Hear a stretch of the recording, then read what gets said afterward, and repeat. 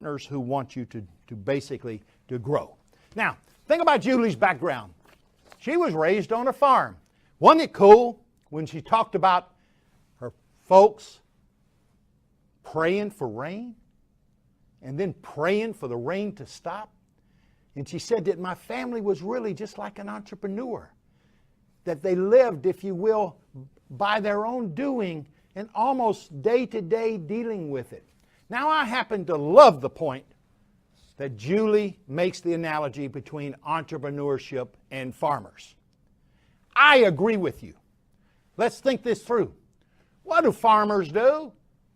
Every day in season they get up and they go out, they work sun up to sundown. Some days they plow.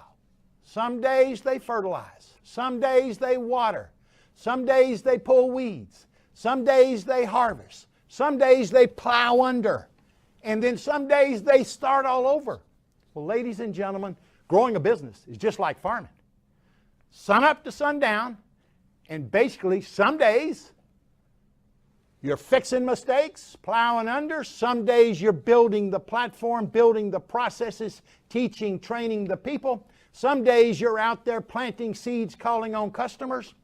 Every day you go to the business, and every day you must work on the business. And so Julie's right. It's a lot like farming. And wasn't it interesting when she said on page 2, I didn't want to live that type of life, but I ended up just like them, being an entrepreneur.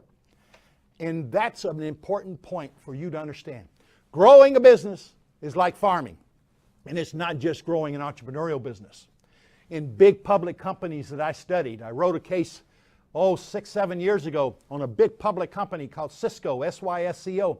And in that case, I said, this company is more like farmers than they're like investment bankers.